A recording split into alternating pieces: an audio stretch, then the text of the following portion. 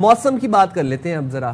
تو آپ کو بتا دیں کہ اچھا ویسے پہلے جب ہم موسم کی بات کرتے تھے تو ہم بڑا کھلکھلا کے خوش ہو کے کرتے تھے. اب آج کل جب موسم کی بات کرتے ہیں تو چہرے کے اوپر ایک سیڈنس آ جاتی ہے. جب آنے والی ہوتی تھی، پہلا اسپیل آنے والا تھا مانسون کا، تو ہم یہ باتیں کرتے تھے. اب ہم نے 3 سے 4 دیکھ لی ہیں اسپیل، اور جتنی تباہی مچائی ان سپیلز نے. اب آپ کو بتائیں آج سے بادل نہ صرف گرجیں گے بلکہ خوب برسیں گے بھی.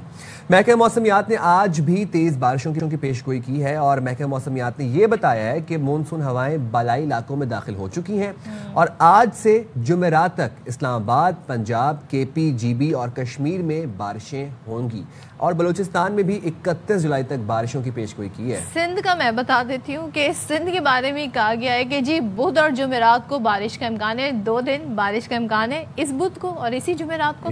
اچھا جی، این ڈی ایم اے نے رین الرٹ کے جاری کیا ہے، اور اس کے مطابق گلگت، سکردو، ہنزا اور شگر میں شدید بارشوں سے سیلابی صورتحال پیدا ہونے کا خدشہ ہے. تو جو لوگ کسی بھی طریقے سے ابھی بھی یہ سوچ رہے ہیں کہ ہم نے وہاں جا کر جی چھٹیاں اپنی گزارنی ہیں، آپ لوگ محتاط ہو جائیں. اور پہاڑی علاقوں کی اگر ہم بات کریں تو وہاں پر لینڈ سلائڈنگ کا خطرہ ابھی بھی موجود ہے. چترال ہو گیا اور دیگر علاقے ہو گئے، وہاں پر بارش اور گلیشیئرز پگھلنے سے جو چترال کا دریا ہے اس کا بہاؤ بڑھ سکتا ہے. پہاڑوں کی آپ بات کریے، جی بی کی بھی ہم نے کی ہے، تو بات کر رہے تھے. پھر اسی حوالے سے موجود ہے ہمارے ساتھ بات کرنے کے لیے گلگت بلتستان کے حکومت کے ترجمان فیض اللہ فراق صاحب.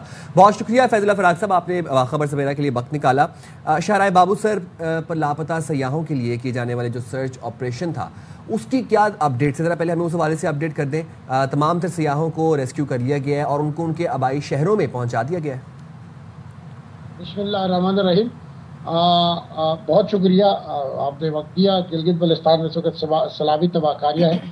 ضلع گانجے کند، اس گلگت، جوتل، دنور، اس کے علاوہ دیامر کے علاقہ نیاٹ، بھٹو کا، چنر، تانگیر، بابو سر اور کھنبری، ان تمام علاقوں میں سیلابی تباہ کاری کے بعد لوگوں کا اربوں کا نقصان ہوا. 15 سے 20 ارب کا انفراسٹرکچر تباہ ہوا. شہرہ بابو سر خاص کر جو ہے وہ کافی محنت کے بعد این ایچ اے کے تعاون، جی بھی گورنمنٹ کے جو ادارے ہیں، rescue 112، disaster management, Diamer police, ضلعی انتظامیہ کے تعاون سے وزیراعلیٰ گلگت بلتستان کے ہرات کی روشنی میں بہت زیادہ ایفرٹس کر کے یہ شاہراہ یک طرفہ طور پر ٹریفک کے لیے بحال کی گئی ہے. اور شاہراہ ریشم پہلے ہی بحال کر دی گئی تھی. اب دونوں یہ شاہراہیں ہیں، یہ ٹریفک کے لیے بحال تو ہیں، لیکن اب ہدایت یہ کی گئی ہے کہ غیر ضروری سفر نہ کریں. دوسرا سپیل آ رہا ہے گلگت بلتستان کا، جس کے نتیجے میں گلگت بلتستان میں مزید بارشیں ہو سکتی ہے، مزید لینڈ سلائڈنگ اور مزید سیلابی ریلے بہ سکتے ہیں. اس لیے بابو سر ٹاپ تک تو آ سکتے ہیں. بابو سر ٹاپ تک کوئی مسئلہ نہ پہلے مسئلہ تھا نہ اب مسئلہ ہے، لیکن بابو سر ٹاپ سے وسطی جانب کوئی 30 کلومیٹر کے فاصلے پہ جو میدانی علاقہ ہے وہاں پہ یہ سیلابی ریلے آ گئی، جس کے نتیجے میں 15 افراد جو ہے لگ بھگ ابھی تک ٹورسٹ ہے، سیاح ہے، وہ لاپتہ ہیں. 7 ڈیڈ باڈیز نکالی جا چکی ہے. گلگت بلتستان میں مجموعی طور پر 10 جاں بحق ہوئے ہیں. سیلابی تباہیوں سے 20 ارب کے قریب نقصان ہوا ہے. اچھا فراق صاحب، ابھی 2 دن پہلے خبر آئی تھی کہ ایک نجی ٹی وی چینل کی اینکر اپنے خاندان سمیت لاپتہ ہیں، اور غالباً کچھ ان کی کوئی پرس ملا جس میں سے ان کی فیملی کے شناختی کارڈ ملے تو معلوم ہوا. ان کے حوالے سے اب تک کیا پتہ چل سکا ہے؟ بالکل یہ انہی واقعات کا حصہ ہے جو گزشتہ دنوں شاہراہ بابو سر پہ اچانک سیلابی تباہ کاری، کلاؤڈ برسٹ کے نتیجے میں وہاں پہ 10-12 مقامات پر سیلابی پانی آ گیا، اور ریلے آگے ان ریلوں میں 22 گاڑیاں بہہ گئی تھی، جس میں 15 کے قریب لوگ لاپتہ تھے. 7 ڈیڈ باڈیز وہاں پہ نکالی جا چکی. اب تک انہی کے اندر یہ فیملی شامل ہے. یہ بدقسمت فیملی بھی وہاں اس وقت ٹریول کر رہی تھی. کیا شناخت ہو گئی ہے ابھی تک؟ اس بارے میں کچھ اپڈیٹ آپ دے سکتے ہیں؟ ان کا ایک پرس ملا ہے. ان پرس کے اندر ان کی شناختی کارڈ ہیں، ان کے بچوں کے اور ان کے بھی. اور اس کے بعد وہاں پہ جو ریسکیو آپریشن ہے اس کو تیز کر دی گئی ہے، جس کے نتیجے میں اب تک اس کی گاڑی جو ہے وہ وہاں سے نکالی جا چکی ہے.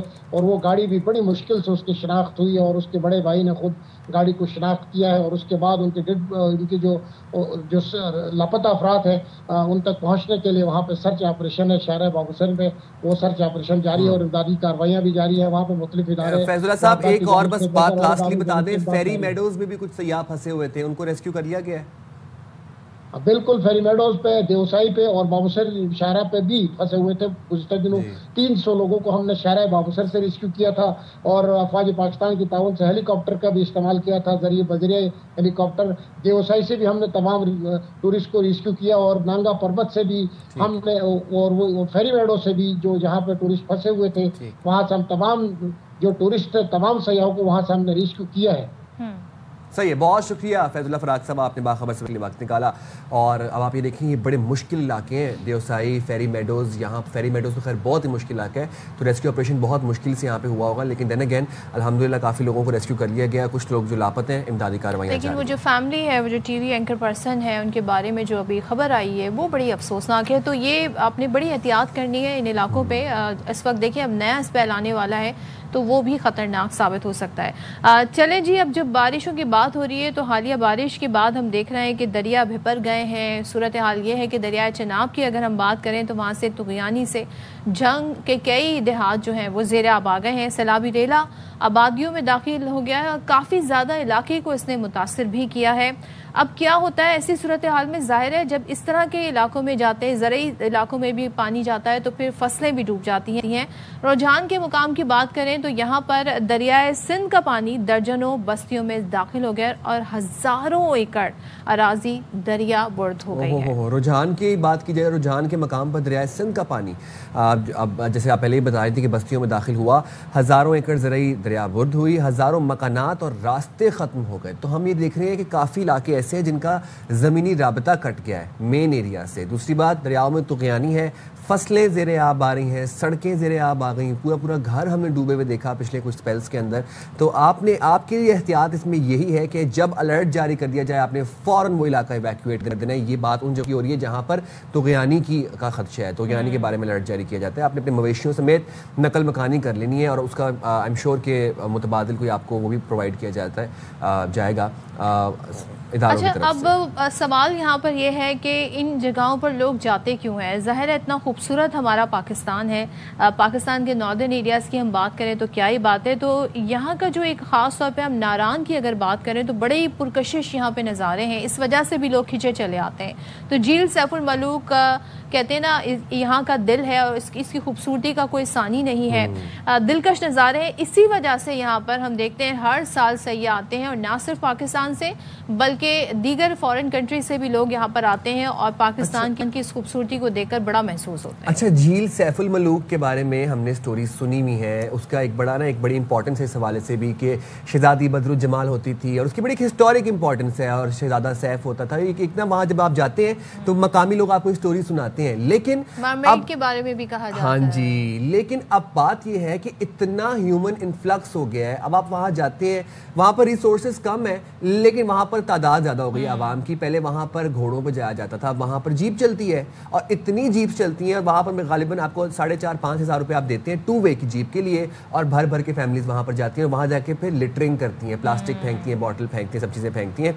तो ये तमाम तरह सूरत हाल है और आपको इससे आगाह भी कर रहे हैं। नुमाइंदा ताहिर शहजाद हमारे साथ मौजूद है, ज़रा वो हमें बता रहे हैं कि इस वक्त क्या सिचुएशन है। क्या जी बिल्कुल, मैं इस वक्त मौजूद हूँ मसरत के खूबसूरत और बुलंद तरीन सियाती मुकाम झील सैफुल मलूक पर, जो एक तारीखी अहमियत की हामिल झील है, जहाँ हर साल लाखों की तादाद में न सिर्फ मुल्की बल्कि गैर मुल्की सियाह यहाँ का रुख करते हैं और यहाँ के खूबसूरत नज़ारों से खूब लुत्फ़अंदोज़ होते हैं। इस वक्त हमारे साथ मौजूद है एक गुजरावाले की एक फैमिली, इनसे बात करते हैं कि इन्होंने यहाँ आकर कैसे इंजॉय किया। इतना अच्छा मौसम है, बहुत इंजॉय कर रहे हैं, फैमिली के साथ आए हैं और नायाब तरीन झील, बहुत सारी खूबसूरत झीलों में से एक ये, तो कुदरत के नज़ारे हैं। कुछ अर्सा पहले इस झील का पानी बहुत अच्छा था, जो कि बहुत ही सेहती जो आते थे वो लुत्फ़अंदोज़ होते थे, लेकिन अभी जो है इसके पानी में ना मिट्टी मिल चुकी है। दुनिया में इस झील का नाम है झील सैफुल मलूक। इस पर कोई प्लांटेशन इसकी की जाए, दरख्त वगैरह लगाए जाए, इसके पानी का ख्याल किया जाए,